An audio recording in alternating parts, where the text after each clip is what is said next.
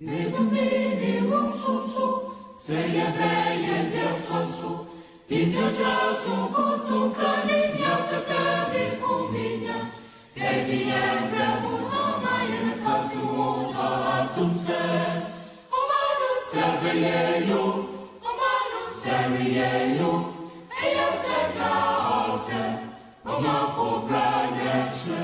is Jafric Radio.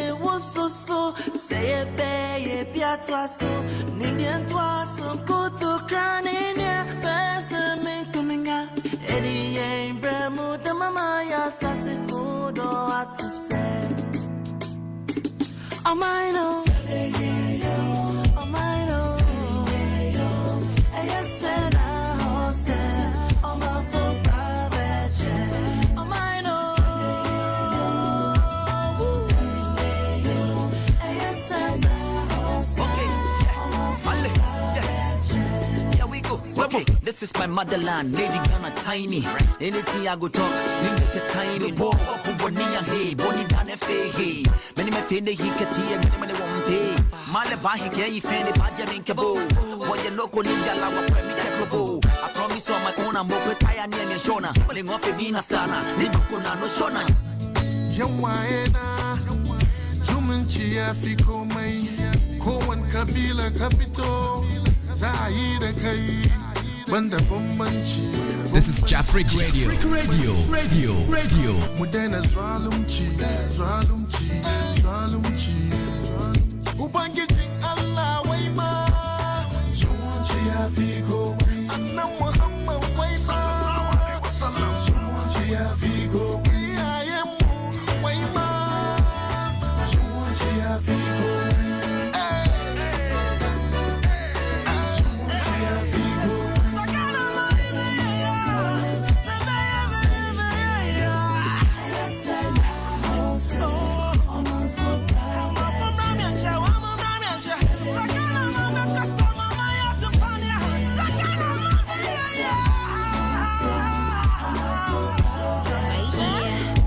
See, this is not a peace song, it's a love song. Peace ain't gonna get it married, keep the love strong. See, a peace we cannot risk. War at home is like cardiac arrest, cause home is where the heart is. Let the trumpet sound victory. The battle that we won is a battle for a peace. We promise on an honor that we'll never fight again. Cause Ghana is a happy place and joy we should defend.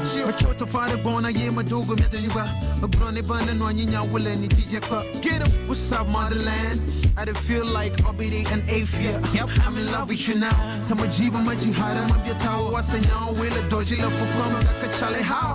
From the big six, you still to fix things. Mawa Hamakafu, Chicago, reaches. If you don't want me, give me somebody for fight, we don't need one piece. And come boom. Is it with you? If we to protect the nation, for the God and anyone I save it. Oh, yeah. About the peace, hey, about that somebody, about the peace, hey, I want to know now somebody walk, hey, from a wabo, what has some chon once, say, many bay you so keeping you if you are, which you have if you won't pay for, I'm also who are when you leave your cocoto, a lady be okay, palace, a lady more okay, ballet, a lepis you call okay, ballet, I'm out with you. It's all about a peace, hey, Baloba. In a doom, stores got to doom, police say you foom, and we say soon. Papa, papa, depending on high, Mwashakuma Muma, Memina Danima, Papa, would don't know what it is. What's the Mudania to photo gem over the BBC? Anna, it's no more. Papa, picture free me, that you made him no war. So that the peacemakers, for they shall be called the sons and daughters of God. Hey,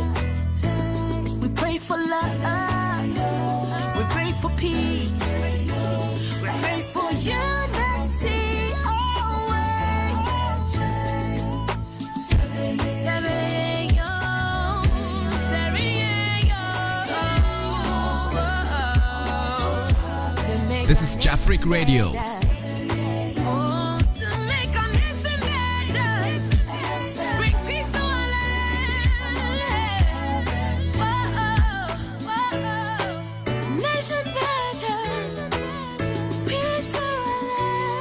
This is Jafric Radio. Radio.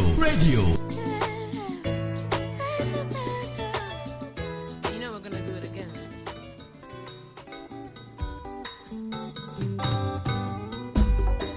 Asampayetia Obanyansa fosu wo munye wonka na asam Ze mafutu sam kakre wa supreme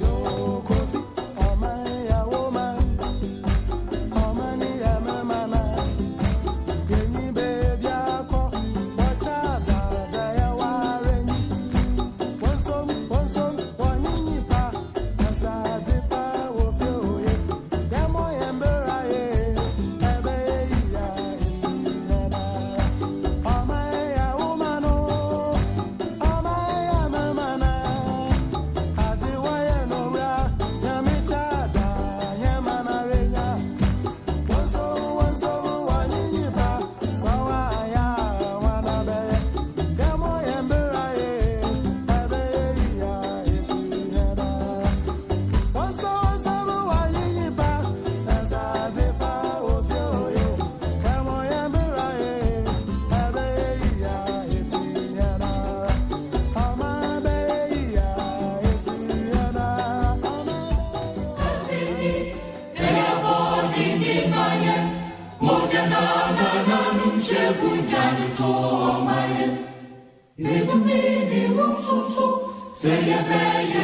This is Jafric Radio.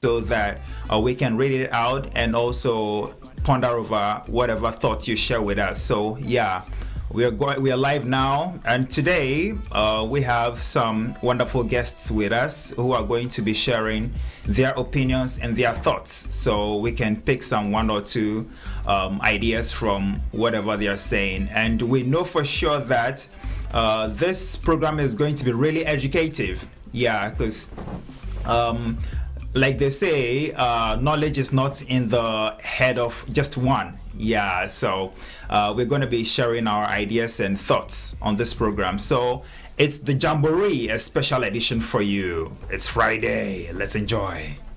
This is Jafric Radio. This is Jafric Radio. Right. So briefly, I'm going to be introducing our guests on today's show because it's not me alone.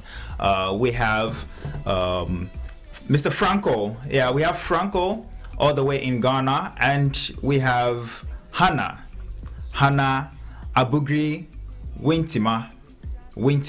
So Hannah Abugri Wintima, she is a teacher here in Japan. Yeah, she's a teacher here in Japan, and you know, in Japan they call her sensei. Yeah, so Hannah Sensei, konbanwa. Thank you. Right. お疲れ様です。お願いします。That's right. So it's a little Japanese for you out there. Yeah, and also we have all the way from Ghana, Franco. And Franco is a businessman. Yeah, his business runs internationally, and he's currently based in Ghana, but he has so much knowledge about Japanese affairs as well, because he spent so many years in Japan and explored a lot. So yeah, he's also going to be sharing his thoughts with us on the show today. He's a big man. Yeah. Also, we have from Ghana, Gifty Okwampa. Yeah, I hope I'm right with the pronunciation. Gifty Okwampa. Yes. And she is a website editor and a supermodel. Yeah. So, Gifty Okompa, welcome to today's edition of the Jamboree. Thank you so much. Thank you for having me. That's right. So, without taking much time doing the This is Jafric introductions, Radio. we are going to head in straight away. And it's yours truly, Will D. Charlie, as usual on the Jamboree, moderating today's edition of the Jamboree with this discussion about Ghana. It's very important because we are all aware of how things have turned from the inception of the 1992 Constitution, which is the Fourth Republic of Ghana. And it's been ups and downs here and there. But what do? We look at the way forward. Yeah, and that is why we titled today's discussion as The Ghana We Want, an introspection and the way forward. So first of all, I'm going to ask our guests individually to tell us the Ghana they want. Yeah, so what is the Ghana you look forward to? What do you want to see Ghana as? So I'll begin with our in-studio guest, Miss Hannah Abugri Wintima. Yes. So what's the Ghana you want? Thank you very much for this opportunity once again this evening. I'm glad for today's topic. In as much as we are all yearning for a better country, I hope that at least these discussions shouldn't be just a discussion, but we will take a heed to whatever information we share out there. I think Ghana has been one of the recognized well noticed when it comes to democracy, because most people look up to us, and that's why most African countries has termed Ghana as the pivot of democracy. But what do we see now?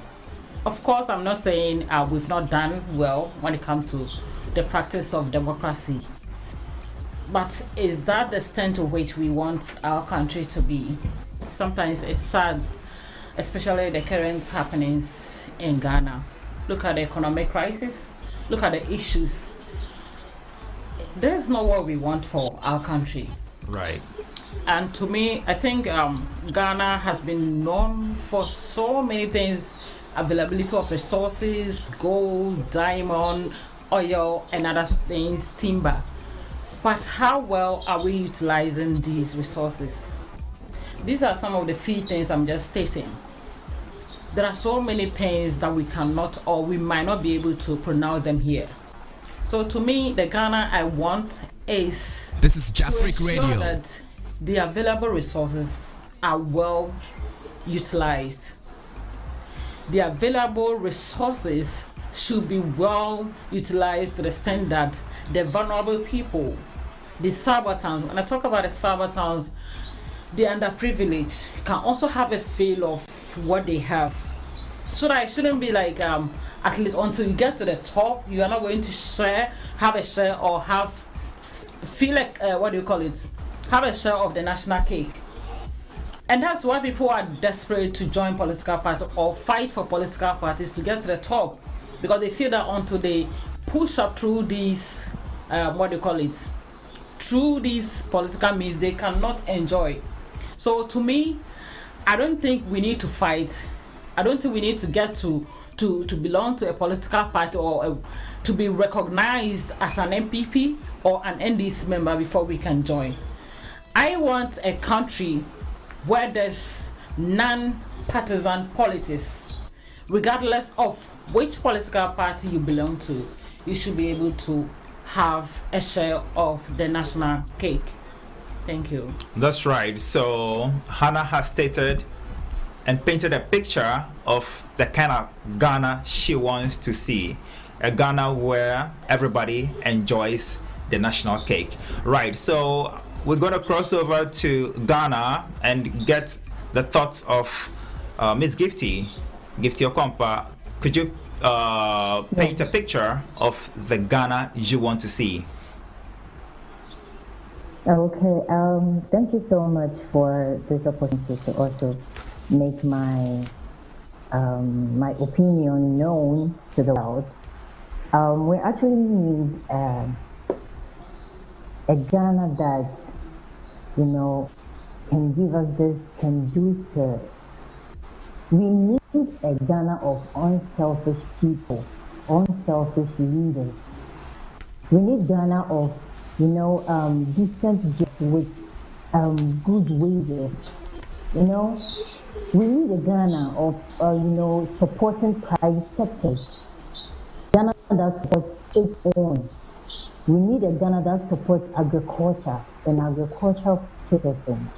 We need a Ghana that has good, serviceable, knowledgeable, and then leaders who can actually, you know, put our suggestions, our opinions into action. So for me, I wouldn't say we want what we want the people, but I would say what we need as a people to make Ghana a better place for everyone. I want a Ghana where an average person can take care of his kids, take care of her wife, take care of, you know, their family members without thinking of, you know, going to steal from somewhere to cater for the home. We need a Ghana that have This is that Jafric gives us the Radio. peace that we need. Even though we have peace, but it looks like the peace is actually shaking because things are not working as it's supposed to. So we need a Ghana that has good leaders that will think about the people, but not their own selfish reasons, but rather put themselves out to listen to the people, work with it. That's the kind of Ghana we need. Interesting. All right. That is the Ghana I need. Okay. So thank you for painting a clear picture of the Ghana you want. A Ghana with selfless leaders, a Ghana where everybody gets to live a life and have access to the basic amenities without having to, you know, go to bed hungry and all that. Yeah, that's great. Okay. So, still in Ghana, we'll cross over to Franco. Could you please paint a picture of the Ghana you want? Right. So, I think we lost Franco briefly. So, we're going to be getting back to him when he's live with us. Yeah, it looks like the network in Ghana, they helps more, but yeah, it will be. Yeah, right. So back, it will be back to the studios of Jafric Radio in Japan. We are here with Hannah Sensei, and also I'm going to proceed by asking you. Now you've painted a picture of the Ghana you want to see, so it's obvious, and you would agree with me that that is not the Ghana you are seeing right now, right? So, could you tell us, in your opinion, how did we get into this kind of situation that we are in now? To me, I think so many factors come into play when it comes to failures of an institution, failures of a country or anything, even in our various homes. Once you fail or once there is a problem, that means there is something you have failed to do. And that's exactly what is happening. So one of the things I can think of is, what do we call it? Selfishness. When I talk about selfishness, I wouldn't just leave it on our leaders alone. But it's like majority of Ghanaians, we are selfish. I wouldn't count myself out. I should include myself when it comes to matters like this. It's like everyone wants to fulfill their own gains, their own personal gains before everything. And that's what happens. And that's why our leaders has moved into where they are. Because I always say, make this statement that before they got to that point, they were somewhere. It's just like a thief who was once a child who started stealing from their infancy without guidance. They didn't have anyone to correct them, and they grew up with it. So that's one of the things that we have failed to tackle. It's like, I want to fulfill my gains. So until I am satisfied with what I want, I need not to think about others. And that's what is affecting the country. The second one is our political leaders. Look at the amount of money they spend during campaigns. So it's like they come into power, wasting resources, wasting monies, and they come to power and they want to use all means to recoup their funds. Look at the just ended primaries of these political parties. Others have spent millions of money, and some to the extent that others are collapsing. Why should you collapse when you lose an election? Because you have what do you call it? A different mindset. The mindset you have is not good. I was telling them that it means you are aiming to get to the top to steal. Because I don't see why I should collapse after losing an election. So it's like we spend because we know that when I get to power, I'll be able to steal the resources. I'll be able to steal the little money instead of looking up to the citizens, the underserved people. And these are sad things that people are not looking at, that our leaders are not paying critical attention to. And I also talk about the fact that our leaders do not look up. They do not get to I think there is much centralization either than decentralization. Okay. Because if most of the things and the leadership in Ghana has been decentralized, I don't think government would have gone to the extent of appointing over 100 ministers. It's needless. It's high time we get to the point of understanding that we need to spread our leadership. We need to ensure that performance should get to the lower ground so that everyone can participate. This is Jafric Radio. And one thing is we have failed, and we are failing to learn, to unlearn, to learn. Okay. I always say this thing: once you know, it doesn't mean you cannot learn anymore. People think they know better. Professors think they know better. Our politicians think they know better. Leaders in institutional positions think they know better. So they have failed to learn little things that, people are telling them. Because the fact that you are a leader in a political party doesn't mean someone doesn't know.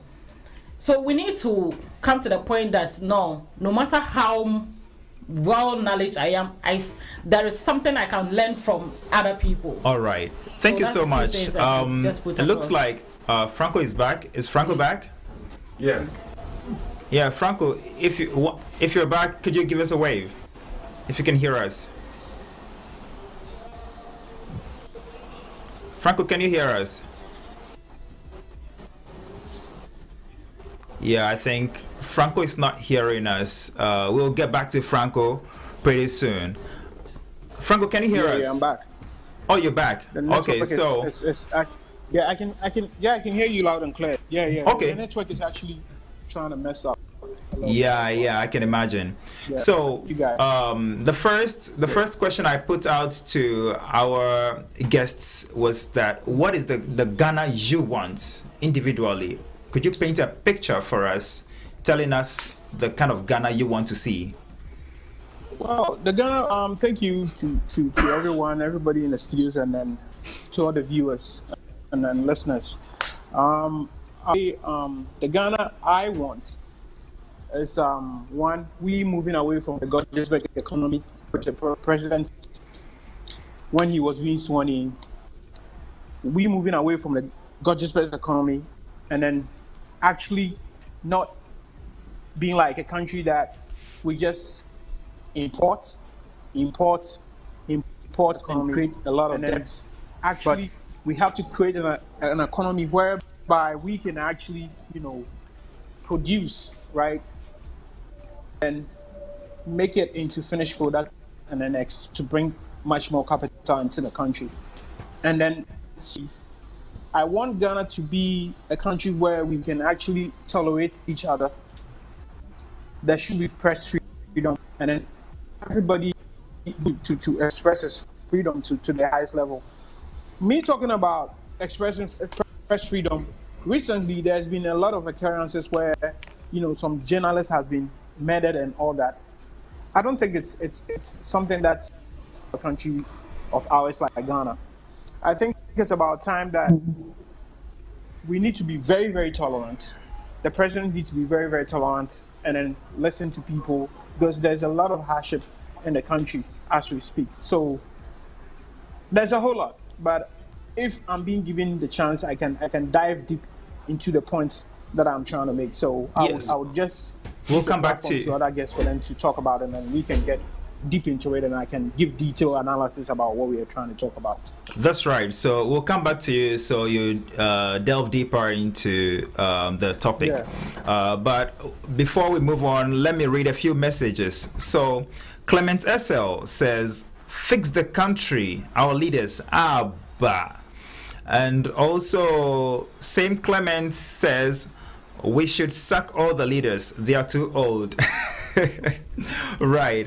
Also, Clement SL expresses his opinion and says, we need selfless leaders. Who's watching the watchman? Okay. Yabuatima is watching us live. Nanekia Amonu Jemfua is also watching us live. Joe Garden is watching us live. Emmanuel Ewuku Ohinidako, he says, wow, Jafric Radio, wonderful program. Thank you, Emmanuel Ewuku Ohinidako.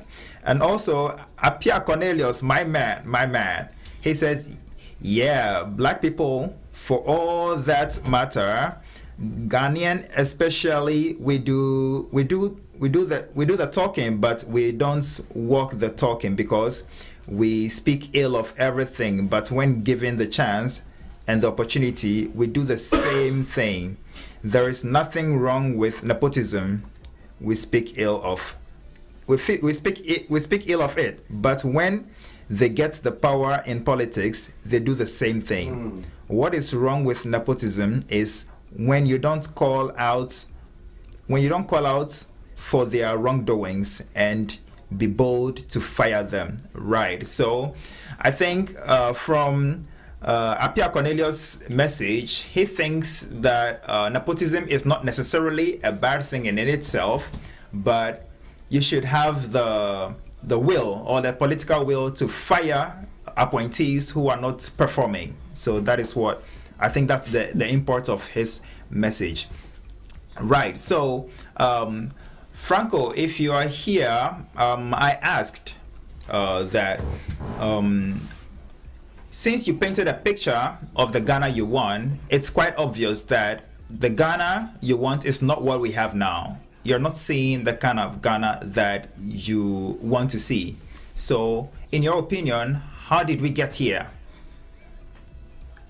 Is Franco here with us? Okay, so in that case, let's talk to Gifty. So let's seek your opinion on this question. Right. Okay. All right. Thank you so much. I actually want us to days back to Kwame Nkrumah. On a day like 5th March, it's very difficult to resist the temptation of talking about our leaders, both and then present. You get it. It's very difficult to resist, although we need citizens to play his or her part. But I believe in the saying that leadership by example, even though the citizens are supposed to do their, but they gave one person the power to be able to execute that plan. You understand? So if, let me say, someone shows a clear, okay, and then what vision to all followers, you see that they have no other option. Put efforts together and then achieve the same vision. But if the leader clearly doesn't have, an open vision, or let me say a good vision that will bring prosperity or success to the country, it's very difficult for the people to follow his vision. Because if you are working with someone at a company, the person has a particular vision, a particular target. He speaks to his followers, hey, this is what I want us to execute. This is what I want us to get. You know, we follow the leader's vision, what he wants to achieve. So if your vision is not clear, you know, it's very difficult. After Kwame Nkrumah powerful speech when he declared Ghana independence, okay, with scream and then joy. You know, the people listened because they were ready to take control. You understand? They listened, they had a common vision. They were all happy that, hey, we are free. But the mindset that people didn't get was very difficult for them to, you know, to harbor and to get the can-do spirit. The togetherness was what we lost. Because we were supposed to come together to do one thing and achieve a particular goal. But it looks like everyone has his own selfish reasons. Everyone has his own plans of doing certain things that they want. You get it? So when you give something precious to someone to take care of, maybe if you give me 100 cedis, I take it, I invest it, or I work with it to get more profit.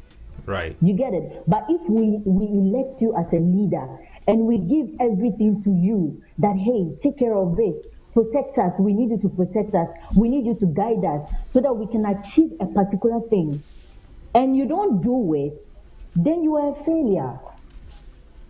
Because wisdom is knowing what to do and doing it. Oh, okay. That's a powerful one. Wisdom is knowing what to do and actually doing it. That's right. Thank you very much for that particular one. Yeah, I need to store it somewhere in my memory. Yeah, so Franco, are you with us now? Is Franco with us? Okay, so we'll still go back to Franco for his thoughts later on when he's live with us. Yeah, but moving on to the next, you have expressed your opinion about whether the Ghana we want is what we are seeing now. And from Hannah Sensei and also from Gifty in Ghana, it's obvious that we are not seeing the Ghana that we want. So let me ask you this quickly. Let me situate this question in the context of the Fourth Republic, or let me say since the inception of the 1992 Constitution, which is 3 decades now, exactly 3 decades, because it's from 1992 to 2022. So we have been rolling out this Fourth Republic for 30 years now, solid. And in this 30 years, we have been sort of recycling or rotating 2 major political parties over and over and over and over again. Now, we say that, you know, it's a popular saying that democracy is government of the people, by the people, and for the people, right? That is what government has been largely defined as. Sure. So, if that is the case, it means that there is power in the hands of the people. The people wield so much power. And this power cuts across so many aspects of leadership or governance. If this power is in the hands of Ghanaians, and it has been in the hands of Ghanaians ever since 1992, right? Have Ghanaians effectively utilized this power that they wield? Because if we all know that, and like Einstein said, the same brains or the same method used to create a problem shouldn't be the same method used to solve the problem, right? If we are doing the same thing over and over and over again without seeing positive results, why do we keep doing the same thing and expecting different results? Why do we keep recycling the same political parties or making the same decisions and expecting different results? So, do you think that Ghanaians have effectively or properly utilized the power or the political and democratic power they hold? First, let me take that from Franco, since you're live with us now.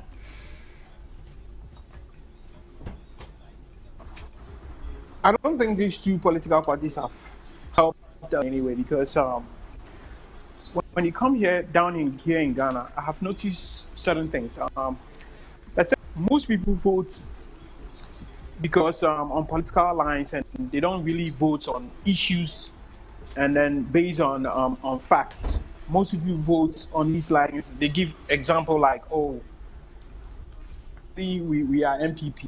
My family, we are NDC, right? And then I have noticed that these two political parties, they are really our downfall. They are really, letting.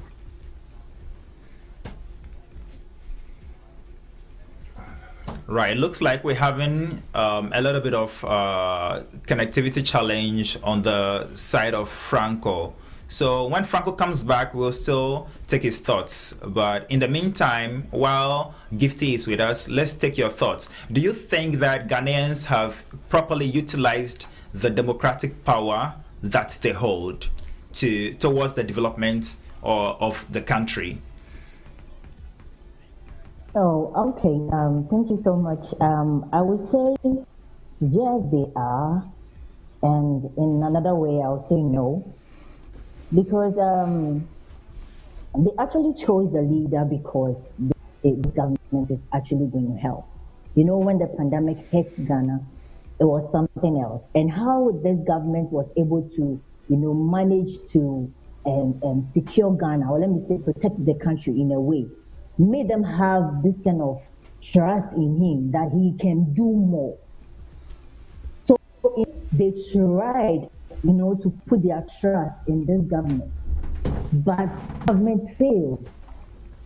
You understand? And in a way too, they are not using the power because Ghanaians, I don't know, but it's like we are too religious to the essence of if someone is doing the bad thing, we can't criticize the person. We can't call the person to question. We can't call the person to the right direction. It's very difficult for you to correct anyone when it comes to Ghana. Because they feel like, okay, minimum no. I know this person from this place, so this person can do it, even though the person cannot do the work well. But because we have Nyamitro, Fachano, Fayese, and then we still dragging ourselves into the mud. And that is not helpful. Because Ghanaians have the power to vote this government out, to vote anyone out. But it looks like some people actually, think of, okay, since this person is going to give me 5 cedis, 50 cedis for my vote, let me vote for this person. You get it? So in a way, they are using it, in a way, they are not. And that one is what is killing us. It's killing us. But they've forgotten that the Bible says reading the Bible without work, it's actually nothing. You are doing nothing. Because if you are praying a day without work, how do you eat? Mm-hmm. If you are praying all the time without doing like what I said, wisdom is knowing what to do and doing it. Talk is cheap. We talk a lot. And we are not putting it into action. So that is what is happening now. Because if you refuse to see the wrongs, to correct the wrongs, we always, okay, Mendine Chia, Mamiska, Mambo Chia, he wouldn't give, I have to, just take it like that. He will give me more money when I follow him. Right. And gradually, we are moving worse Ghana ever. Okay. And this should stop. Right. Thank you. That's some powerful words out there. Let me also say that Bernard Ajay is watching us live. Professor Yahya Seydou Yambone is also watching us live inside Tokyo. Sir Faculty is watching us live on Facebook. CLC House of Power says, awesome discussion. Thank you. Abnapoma Foko is also watching us live. CLC Hour of Power says, how true that is. Wow. Okay. Nanaya is watching us live. Yeah. And also Bernard Bafo Jobeng, he says, Brapia, you are right with your point. Okay. Kwabna Dakwa Puakwa. Okay, Kwabnada Kwakwa, sorry about that, is watching us live. Then also Bernard Bafour Jobing comes back and says, thanks for this forum and all the wonderful contributions of the host and articulate panel. Thank you very much. This is Jafric Radio. Bernard. This Then is Jafric also, Radio. Apia Collins comes to say that, Elder, thanks, I'm still at work. Okay. Oh, Apia Cornelius is at work and he's still watching us. He's quite a loyal, listener and viewer of Jafric Radio. Big up Apia Cornelius, wherever you are. Apia Cornelius. Right. Nanaya comes to say, Christianity is not against reasoning. That's what Africans or Ghanaians should know. Right. Timothy Kofi Boateng is watching us live. Lucy Osusetre is watching us live. Clement SL says, how can you post a nurse to work and not be paid for 9 months? How can they live? Right, that's a big question for our leaders. Right, so Gifty, while making your point, you mentioned that sometimes Ghanaians fail to criticize the leaders because they think that, their religious belief says that they shouldn't talk against leaders and all that. Yeah, some will also argue and add that in our culture in which we find ourselves, we don't criticize the elderly, right? So whether the elder is wrong or not, you, the young one, has to shush. But I think we've come past that stage. Because, in Ghana, right, we all know that the retirement age is 60, right? Or 65. Yeah, it could be one of them, depending on where you find yourself, right? Well, yeah. But we all know 60 years. Some argue that why is it that regular civil servants must retire at that age, yet political leaders can't or are not made to retire at that age? Why is it that political leaders are made to keep staying in power in their 60s, 70s, 80s, and whatnot without retiring? Don't they get tired? Don't they get weak? Because you can't teach, did I say teach? You can't cheat nature, right? So whatever it is, you have to make way for young blood, for fresh minds, fresh ideas. Because stale old wine and stale old water in a bottle, that's right. So let's go back to Franco. Franco is on the line live right now. So Franco, I was taking the thoughts of other guests in relation to whether the Ghanaian populace have properly utilized their political and democratic power over the course of the past 30 years since the inception of the 1992 democratic dispensation. Well, thank you guys again. My network keeps messing me up, so I have to call in through WhatsApp. Sorry about with that. Your question, right? What I'll say is, I think the Constitution has given so much power to our political leaders. So much power that most of these atrocities and then mismanagement they causes, right? They seem to get away with it at the end of their term of office. So I think with the Constitution, we need to amend certain parts of the Constitution to revert power to the people. Because there's so much power given to the to the politicians to the extent that at the end of the day, when they misembezzle the economy, they go away scot-free. And then the normal Ghanaian or the people living in the country, they are the ones that suffer the most. So I think with that, we need to amend the Constitution so that a lot of power will be given to the people. The power needs to revert. We need to revert, or we need to give the power back to the people, because so much power has been given to the politicians that they just, mismanage the economy and just go away with it. That has been, what we've been experiencing for the past 20 years with both NDC and MPP. Right. Because when they are trying to get power, they just promise a lot of stuff, and when they get in, nothing of that sort happens. Because, for example, when you look at MPP, right? When they were coming into power, they promised one district, one factory, one village, one dam. But what happened to that? We can't even pinpoint of even one dam that has been built by this current administration. It's very bad, because when you think about, or when you look at Japan, right, where I have lived for most of my life, it's like they are self-sustainable, right? They grow everything that they need and they eat from it. Whereas for us, we actually import so much. When you look at the level of importation of rice and sugar, it's so much that we import over $400 million worth of sugar in a year.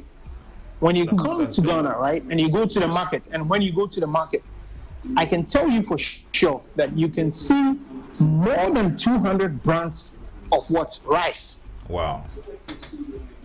There's so much importation to the extent that we don't even believe in ourselves. Even talk about tomatoes, pepper, onions. We still even import all these things. But here in Ghana, right, when we were kids, when you even throw tomatoes, right, in any of the fields around or at your backyard, but by a week or two, you see the tomatoes or the plants actually germinating. So that means that we need to go back, right, during the Champon days, and then plant and feed ourselves with our own food. And then the rest, we can move from that Gottesberg economy of just being, exporting the raw materials and finish it into finished products and sell for some exchange. Right. So it's about time we need to revisit the constitution, touch on certain points of it, give the power back to the people, and then actually go back to agriculture, because that's the only way we can actually develop. All right. Because without that, trust me, bro, we will just be talking and talking and talking, and nothing will just happen.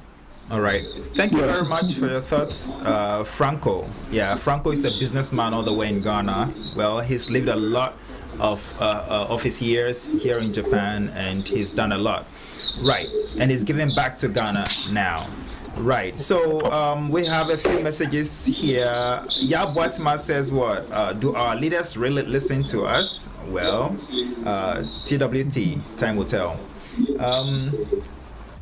Clement SL in his reply to Yab Watima says they only care about their belly, or they only care for their belly. And Timothy Kofi Boateng says good evening to everyone. Good evening to you, Timothy, wherever you are. Right. So, Franco, in your submission, you mentioned that there is a need for a new constitution to give power back to the people. And on that note, I will say what? Amanda Awetu. Yeah, in South Africa, during their quest to regain their land from the colonial powers, one of the mottos that was huge in the entire southern region of Ghana, talking about Zimbabwe, South Africa, Lesotho, and all that, one of their motto was what? Amanda, then everybody responds, Awetu. Power to the people. So power to the people, Ghana, let's go. Right. So I'll come back to the studios and take your thoughts. Gifty Sensei, Hannah Sensei. Oh my goodness. Hannah Sensei, yeah, Hannah Abugri Wintima. Yeah, we'll take your thoughts on the question about whether Ghanaians have and are properly utilizing their democratic power that they wield. Briefly.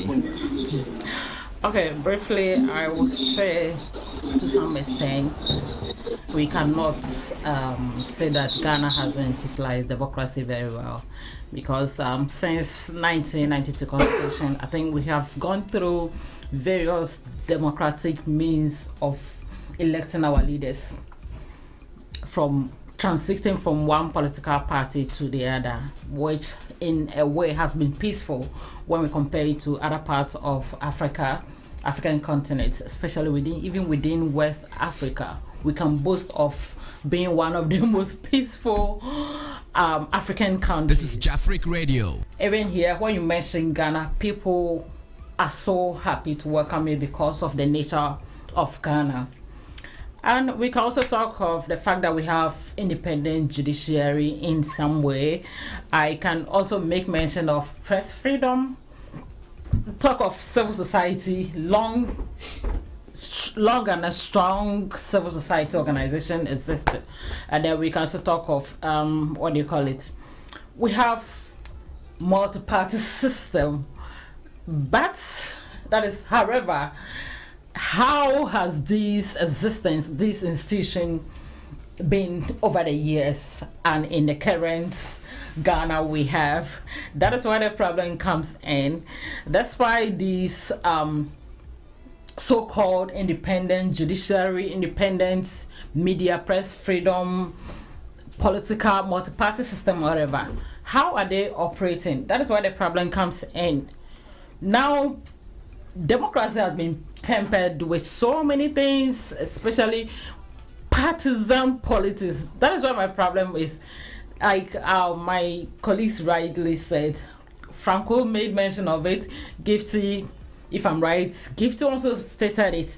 Now, if you don't belong to a political party, if you are not well known as belonging to a specific party, and the sad thing is, I have been saying that I think Ghana is now operating under two political parties, not party system, because the rest are not well known. And how far have they gone to? Right. Partisan is ruining Ghana. Partisan to when? Sometimes it's so sad. I remember years back, some of us trying to influence, not just to influence, but trying to convince our parents that no, let's come out of tribal politics. Let's look at critical issues. Let's look at the potentials of who is coming. And we're able to convince our parents. But it's sad that we have been disappointed. Mm-hmm. Yes, because we trusted in the upcoming leadership. That's the disappointments far outweighs the expectations, right?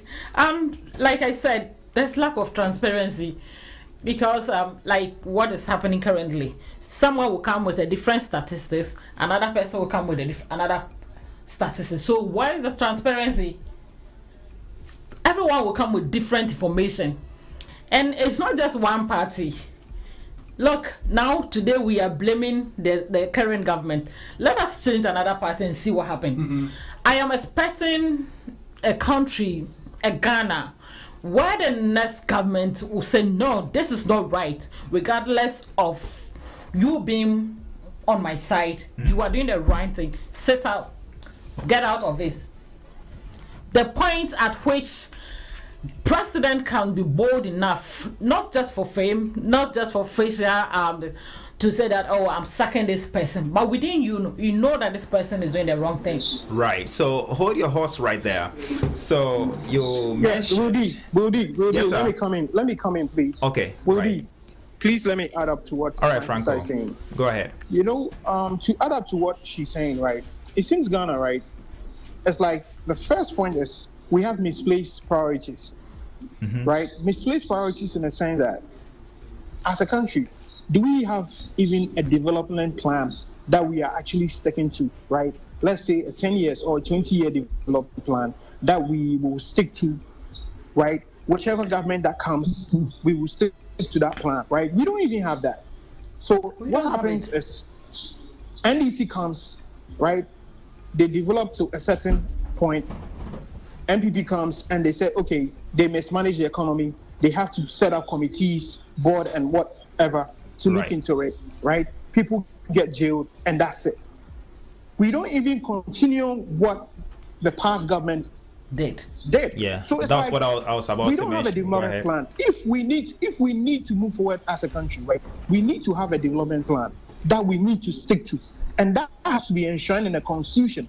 That whoever comes into power, we will just continue with that. Because as a country, if we don't have a development plan, trust me, it's like what Ghana is right now, it's like a child, right? You bring it up, you've given up, you give birth to your baby, and then you actually don't bring your baby in a direction. You don't take your kid in a certain direction. Your child will just grow and just behave anyhow, right? So transcending to what I'm saying, if we are able to have a plan and we stick to that development plan, trust me, Ghana can be like Japan, it can be like New York, it can be like any of these developing countries. Because Japan in the past, like in the mid 80s and then in the early 70s, right? It was just like the way Ghana was. But they had a development plan. Everything went according to plan. So if we are to develop as a country, we need to have a 20 years or a 30-year development plan that has to be enshrined in the constitution so that we move towards that. We don't have to be voting on tribal or party lines and be saying I was born in MPP, so I'm an MPP person. If that's what we are going to do, trust me, we can never actually realize, or we can never get to the point where we want to get to. Okay, so that's a clear point, well made. So you are saying that we need a national development plan moving forward that is going to serve us. We need to. It's not just a development plan, but something that we need to stick to. We need to stick to it. Right. Because if you just have a development plan and then let's say in the next 2 years NDC comes to power and that development plan is not enshrined in the constitution, they will just go with their own plan too. So we need to have a development plan which we need to stick to. And with that development plan, we need to start from the agriculture sector. We need to start from that point. Because if we are able to fill our bellies, right, that is where we can actually use the rest of it. Those surplus goods, we can actually export some and use some as a finished product and actually export for foreign exchange to develop our country. So we need to have a development plan that cuts across every sector in Ghana for us to be able to realize or for us to be able to get the Ghana that we want. Right. I quite remember on that point of national plan, I remember that some years ago, I think it's been over 10 years ago or about 15 years ago, when there was a committee set up which was named the National Development Planning Committee, and they were charged with the duty of coming up with a national plan or a national agenda that successive governments have to follow, regardless of their political affiliations. But it looks to me like that serves as a white elephant now, because talking about following the national plan, if a government comes and refuses to follow the national plan, what happens to whoever is in charge? Are there any repercussions that await you if you don't follow the national plan that has been laid out for you to follow?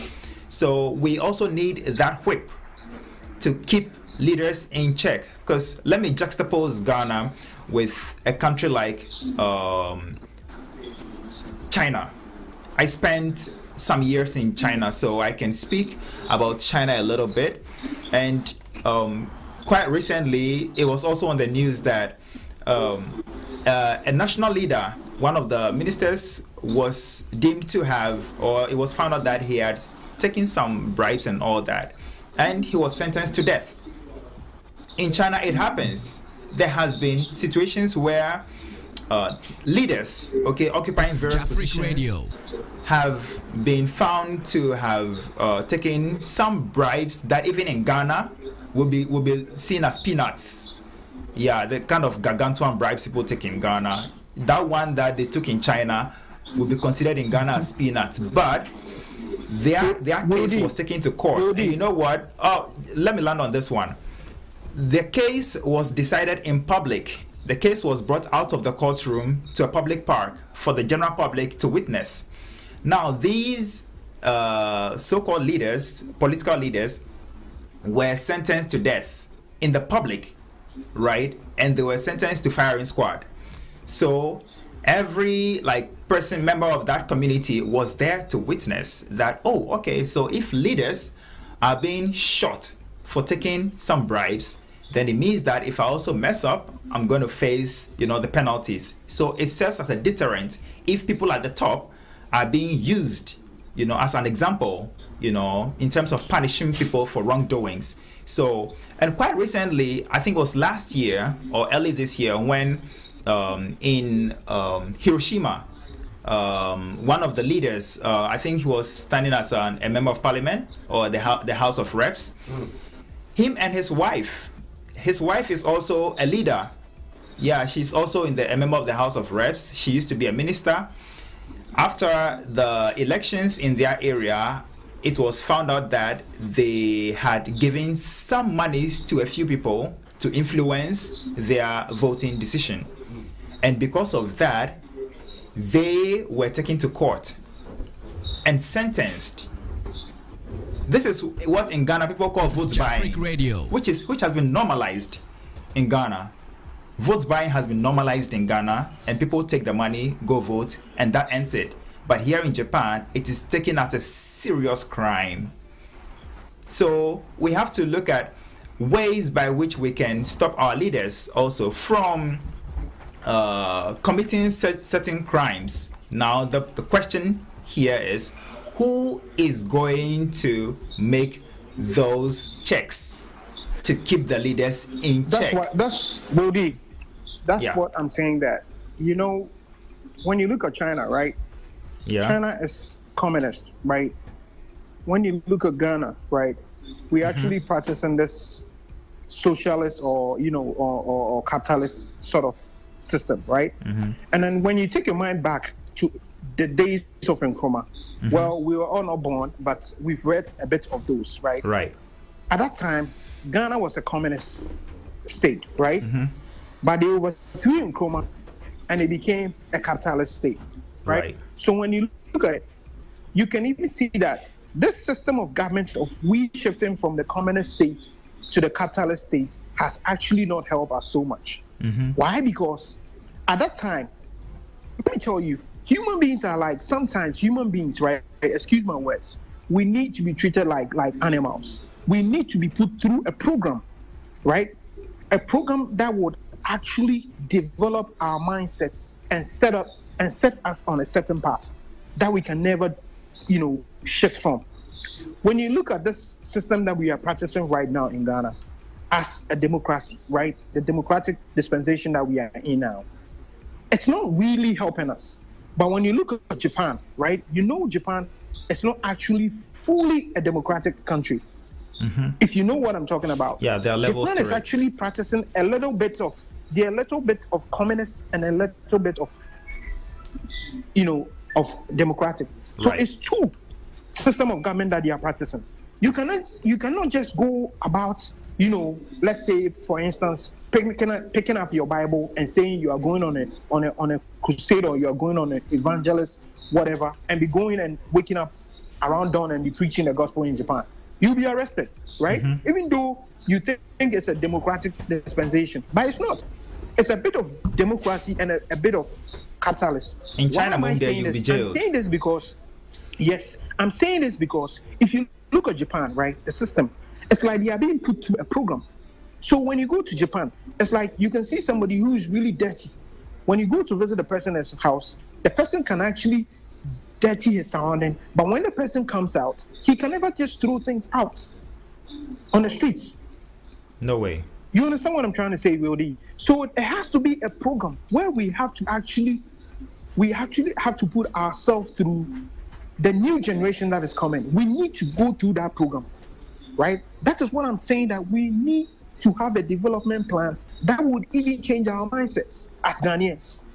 Because when you come to Ghana, the government will even construct bridges, roads, and what have you. But the management part of it is very poor. Okay, Franco. We don't manage it well.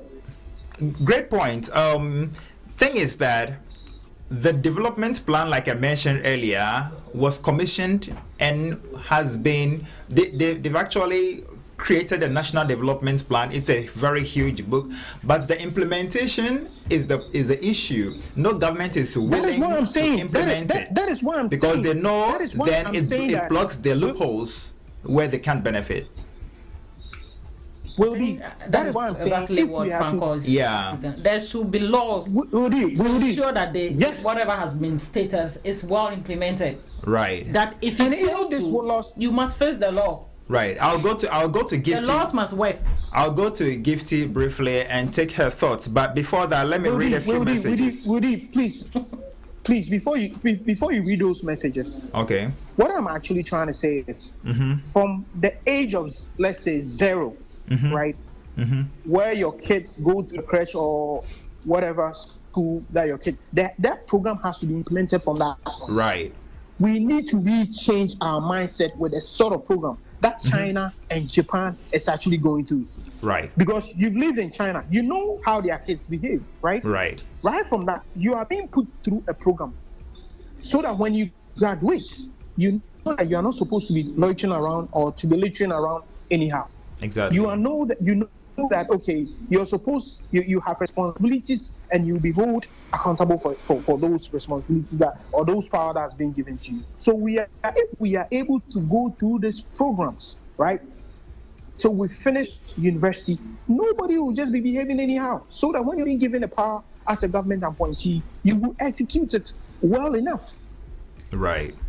You understand what I'm trying to say? Because these leaders that we have recently, this type of leaders that we have, trust me, bro, they've been everywhere in the world. They know all the development projects that goes around. They've been everywhere. They see all those beautiful structures and everything that's going on. But what happens? They don't come back to implement it.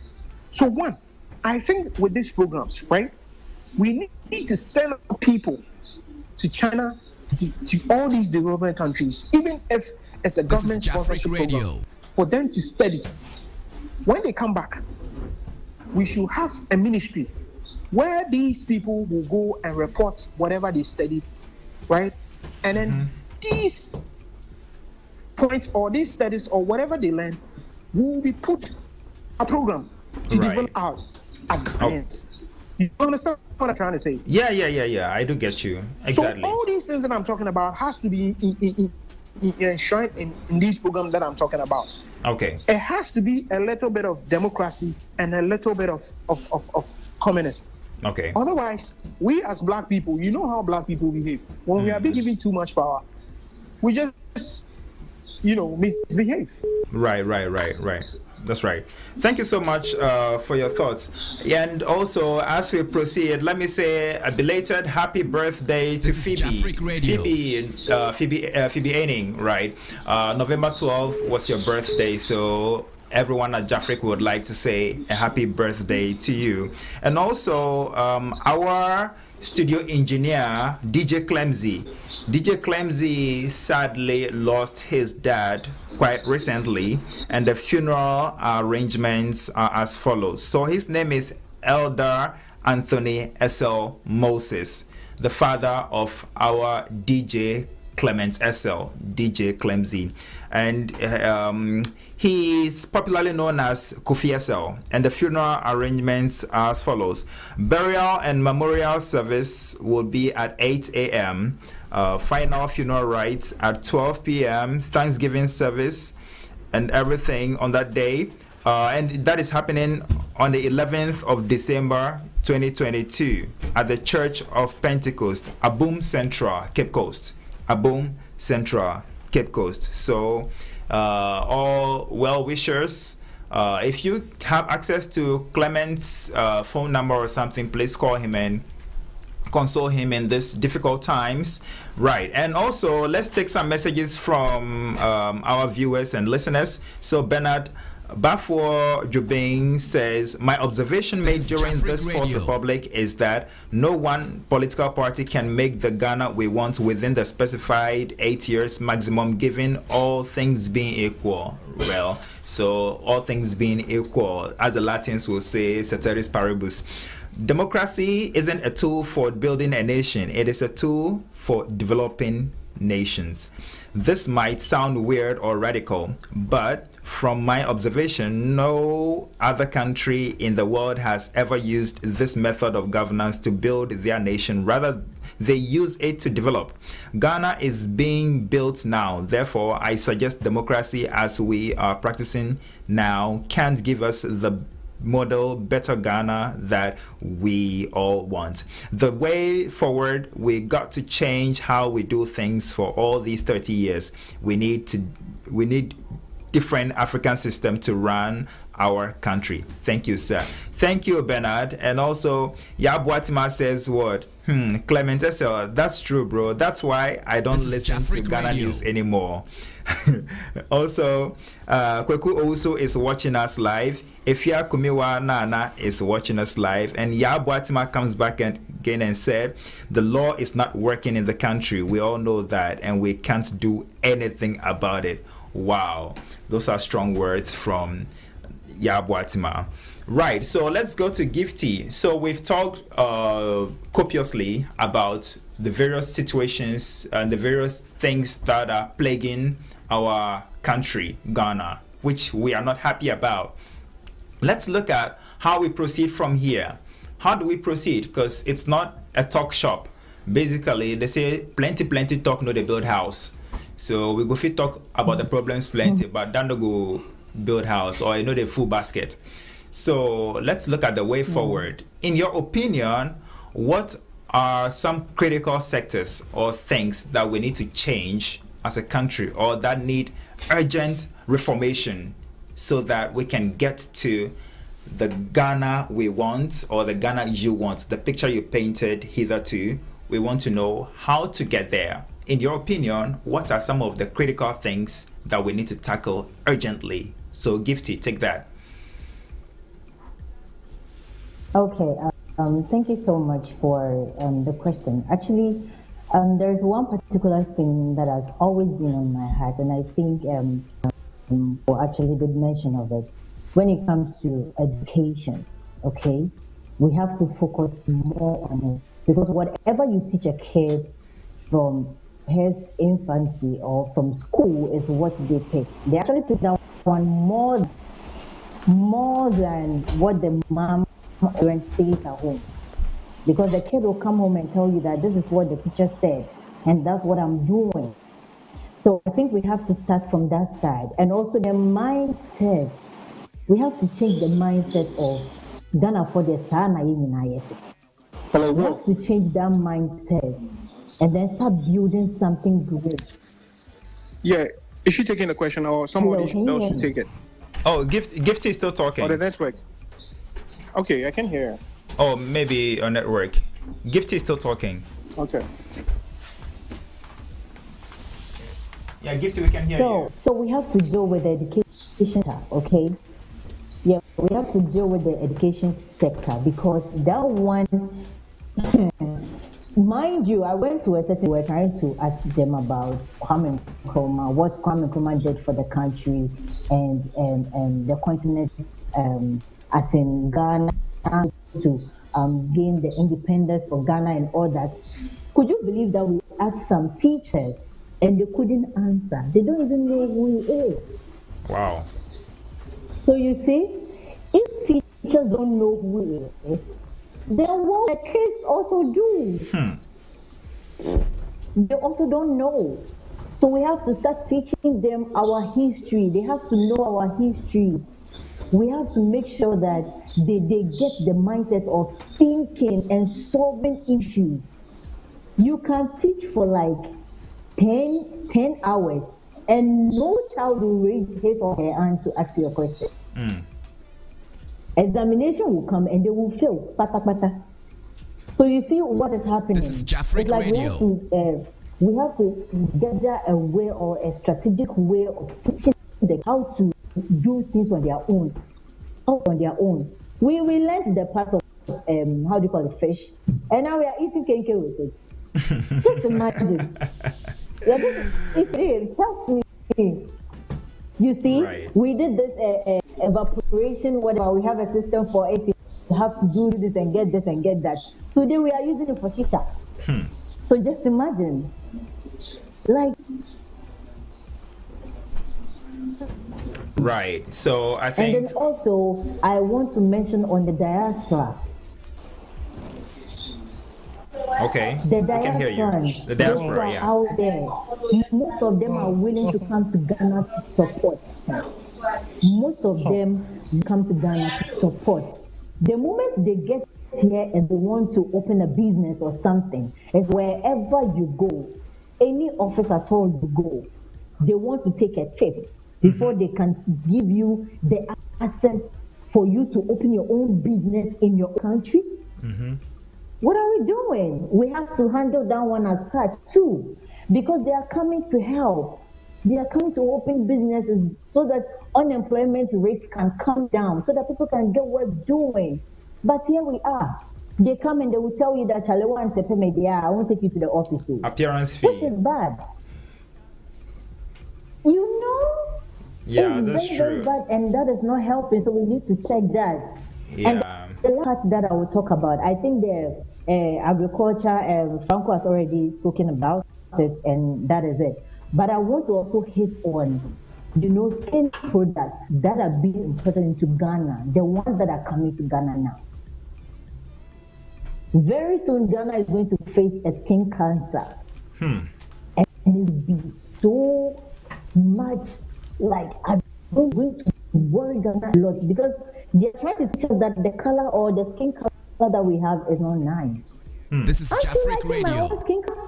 Oh, your skin color is amazing. So they should teach such that, hey, your skin color is this. Teach them self-confidence.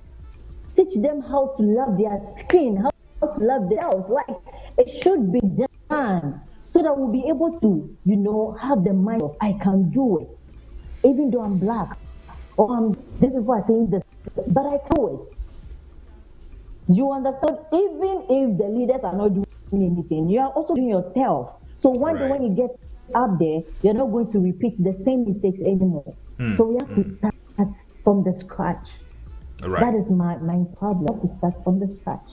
Wow, great observation right there. So I'll take your point, Hannah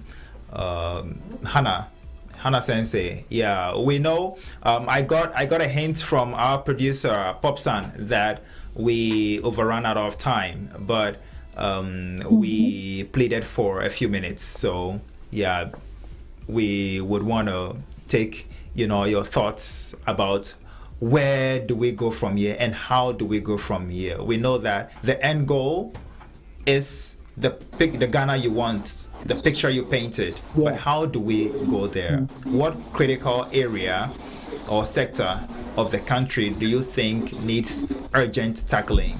Yeah, and before you go there, I would like to say Patience Ito is watching us live on Facebook. Bonnie Abdullah is watching us. Cosby B is watching us. Nanake Ameal is watching us live on Facebook. Apia Cornelius, you say what? Very, very funny and serious. We don't even know where to start. The institutions and the systems of Ghana should work more seriously to control the citizens to be law-abiding people when they are working in the public or private sector. Thank you, Apia Cornelius. Yeah, so we go to Hannah Sensei.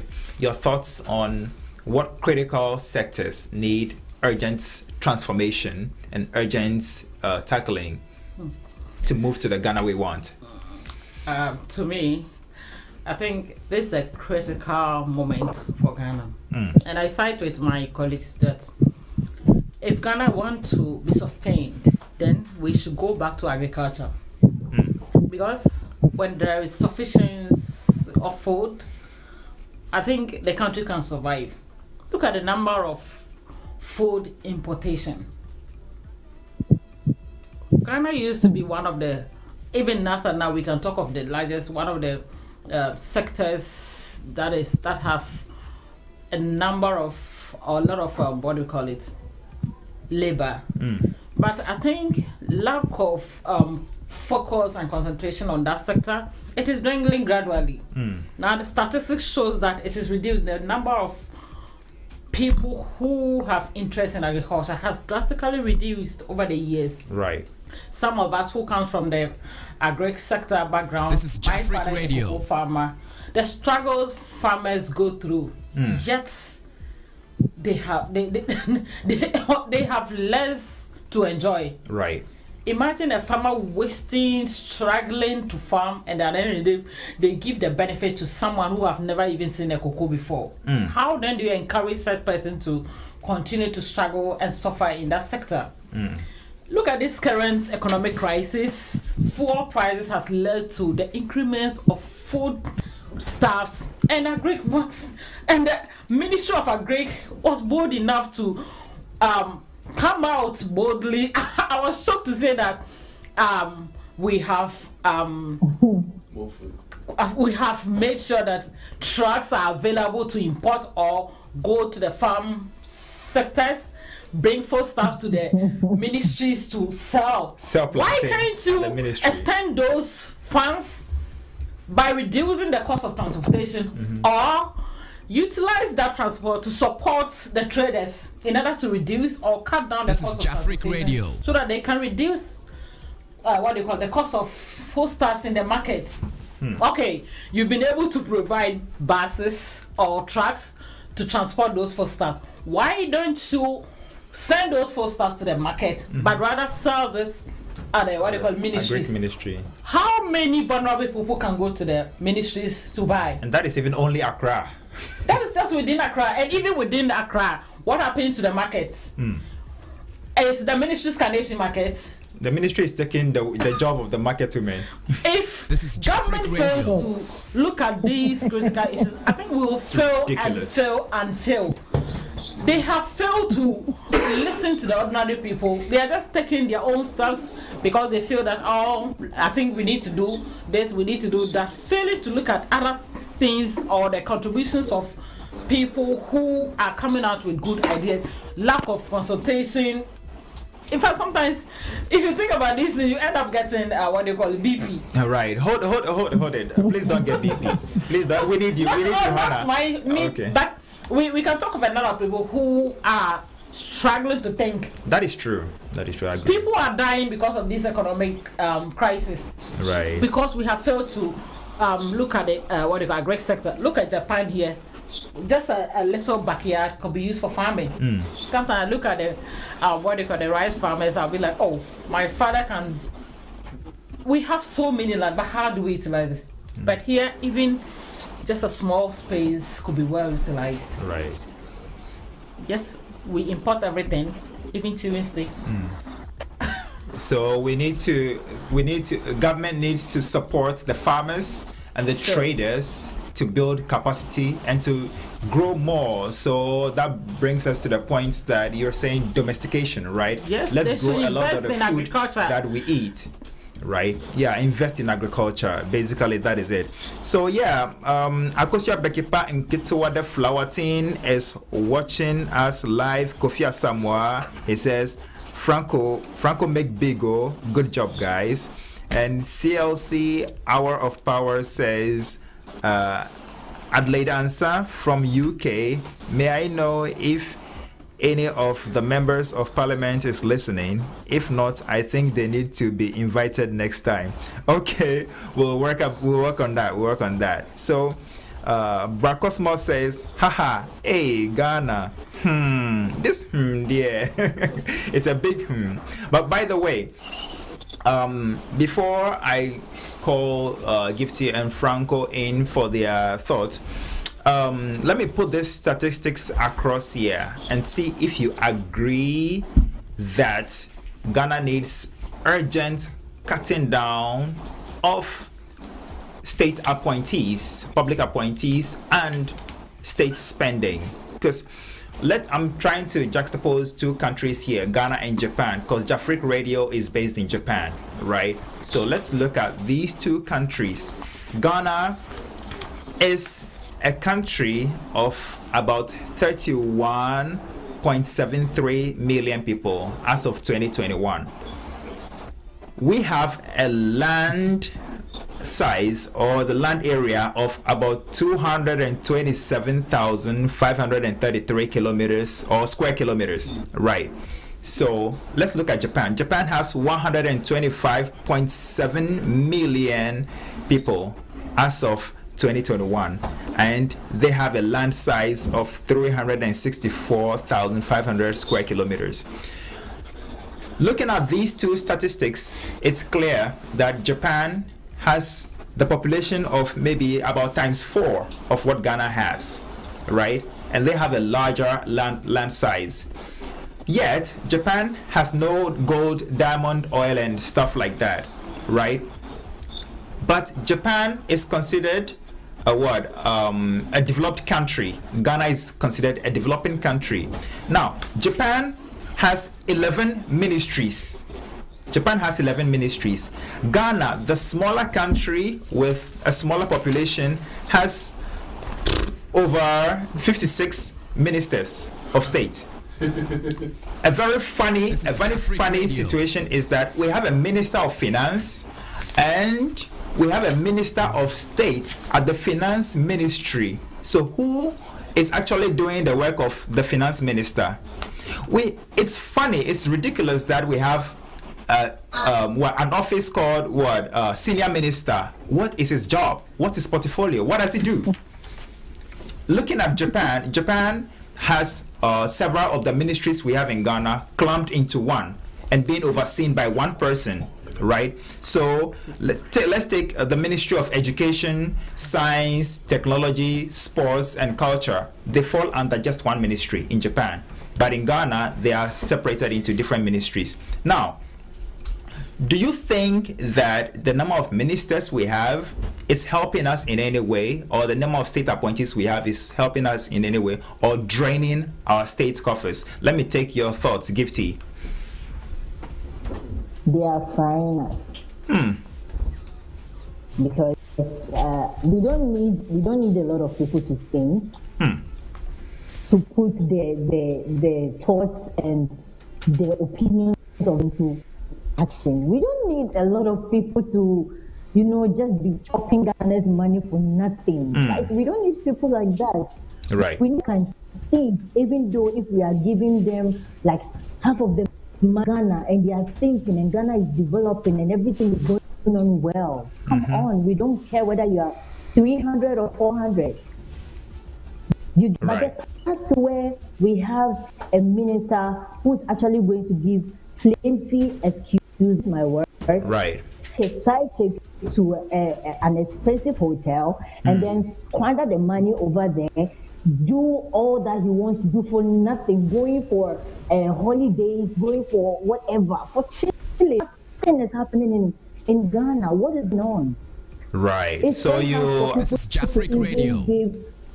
To even get 3 square meal a day, even 2. Now you have to eat 2 a day. That's crazy. If not, you are in trouble. Asamo. Transportation is increasing here and there. Even bottled water, 45 cedis. What the hell? Right. So, Gifty, it looks like you're boiling up. Yeah, that's in the ball. So, my producer, Popsan, just hinted me that we are going to have a part 2 next week because it looks like we ran out of time and we would have to wrap up. So thank you so much, Gifty, for your thoughts on that one. You definitely think that we need to cut down on the state appointees and public spending. Let's take your thoughts, Hannah Sensei, on that one. Okay. Do you agree that we need to cut down drastically on the state appointees? I don't think anyone who wants the well-being of Ghana wouldn't agree with this. I guess our leaders disagree with you, though. No. Yes, they are disagreeing. Whoever disagrees is disagreeing out of their own selfish gains. We all know the country is in crisis now. Other parts of the world who are going through this have cut down. So what prevents Ghana from cutting down appointees or whatever, like the likes of senior minister or whatever? What are they doing? In fact, we know of things that appointees and then people who have been employed with a job receiving payment. I think it's high time we understand that we are fighting for future generation. Until our leaders Ghanaian think about future, come to the realization that whatever we do now is affecting the next generation. Right. Thank you. With that, we can change our mindsets to do the needful. Right. This is Jeffrey. Ivory Coast has cut down their appointees. What prevent Ghana from? So it is time for government to come to the realization of we need to decentralize than centralization. Bring power to the lower level. Right. So thank you so much, Hannah Sensei, for your opinion on that one. And finally, we say that Thomas Pamford, he said, that is Ghana for you. Kwabena Dakwa Pwakwa says, our leaders have really disappointed us. Okay. Kwabena Dakwa Pwakwa again says, natural resources without human resources is a fiasco. All we need to do is go solely into agriculture. This is Jafric Radio. Nice program. Bobby Sams is watching us live. Thomas Pamford says, since the economy is not that bad, but the money only goes to a percentage of the people. Right. So, Franco, your final words, and let's wrap up the part one of this discussion. My producer says we're going to have part two next week. Yes. Before I even wrap up, I'm holding Pop responsible for this. We make sure we do this weekly. It has to be weekly, for us to educate ourselves and the larger public, for everybody to know what's going on and then the way forward. Right. To make one point, know, blueprints, right? The blueprint for us to develop as a country, right, is just out there. The blueprint for Ghana to develop is just out there. It's just free. Let's take a country like Japan. Okay. If Ghana, we just want to develop, right? It's just like just the snap of my finger. We just have to take people out to all this industrious country, right? How did they do it? The blueprint is just there, right? If you look at a country like Japan, they are self-sustainable country, right? So the blueprint is just out there for us to send people out, for them to just copy. Just, when we were kids, you're afraid to do copy and paste, just copy what Japan and America did, right? Back in the day, that has gotten to that level that we are. Secondly, the point that I'm going to make is education.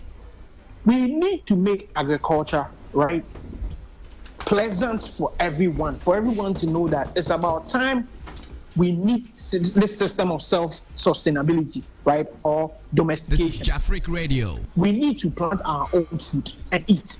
So we need to make agriculture lucrative. How do we do this?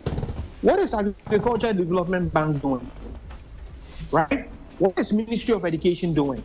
What's all this, social media platforms and all these media houses doing in Ghana? We need to create that atmosphere for people to love agriculture, right? And the government needs to support. And moreover, what's all this water bodies doing in Ghana? We are really even damaging these water bodies, right? For a country like Ghana, we can even dam all these small water bodies, right? Put pipes, big pipes in it. Redirect these water bodies back to the north so that they can plant through. This is Jafric Radio. Right? We can grow our own food. Trust me, if we are able to dam all these small water bodies and create bigger, larger dams, we can put ships like the way all these industrial countries like Russia, they export natural gas to the rest of Europe. How did they do that? It's through tunnels, right? It's through tubes. That's how they transport, natural gas to the rest of Europe. We can do the same thing by damming the small water bodies and sending the water back to the north, back to all these parts in Ghana, so that we can plant our own throughout the whole year. That's what we need. So this is what we're talking about. It's not just a 2 or 3 days matter, but it has to be what I was saying, a program, right? A program that has to be enshrined in the constitution, because 4 or 8 years for every government is not enough. We all know that. But if there is a program that we are all following, trust me, we can get the better Ghana that we want. I'm pleading to the producer for us to have this program or this topic every week so that we can all educate ourselves, because to change Ghana, it's not just about changing the whole country. If we're able to change even our mindsets, right, we are changing Ghana. That's right. Thank you so much. You understand what I'm trying to say? Yeah, we get you. Okay. Yeah, So great points. that's my Great point. points. But I hope we can get more time for next week, and then we can be doing this program weekly just to create the awareness for everybody to know what we are talking about. Because the blueprint is just out there. It's just free. But I don't know what Fantastic our submission. leaders are doing. Great submission. Right, so thank you so much. So, Pop-san, the producer extraordinaire, the ball is in your court right now. Franco has made an appeal that this discussion should be held weekly, on a weekly basis. This is Jafric Radio. That's right. So folks listening to us and also watching us via various social media platforms, the part 2 of this particular show is going to be held next week.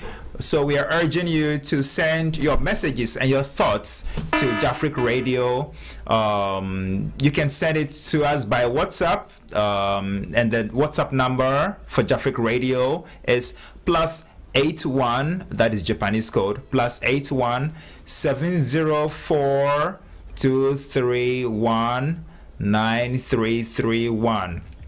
And I take it again, +81 704 231 9331. That is the Jafric Radio Studio WhatsApp number. You can also send it to us via email, and that is jafric@jafrikradio.com.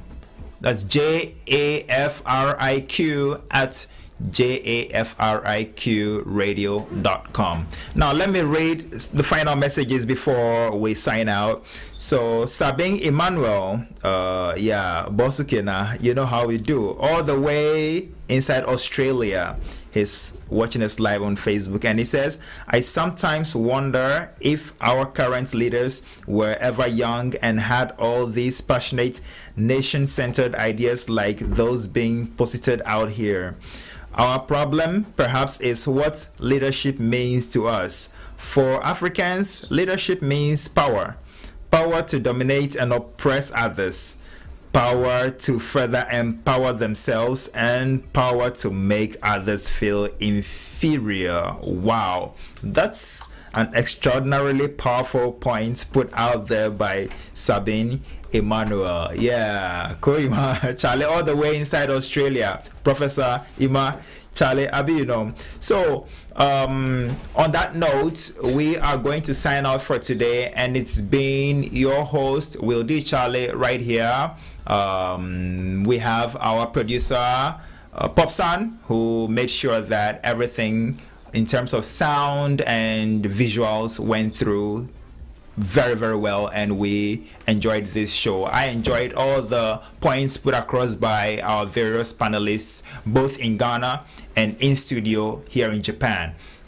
And also thank you so much our viewers and lovely fans of Jafric Radio for sticking and staying with us all through and vibing with us, sending us your thoughts.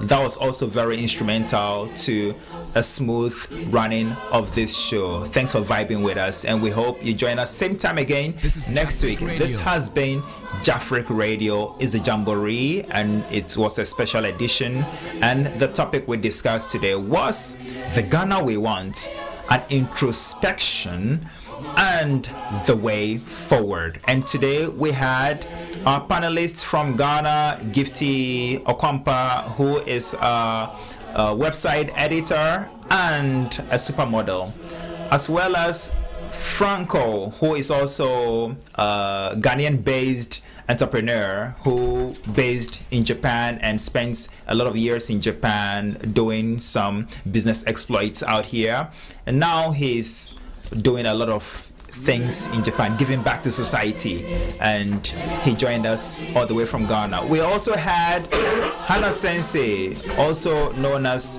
Hannah Abugri Wintima, who was also here in the studio, one of our great panelists. And this has been a Jafric Radio presentation. Join us same time again next week. Signing out. Peace out. We hope for a better Ghana. Thank you so much, guys. Arigatou gozaimasu.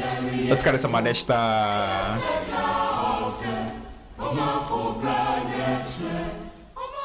Pop. Hello, Pop. This is Jafric Radio. Hello, Pop.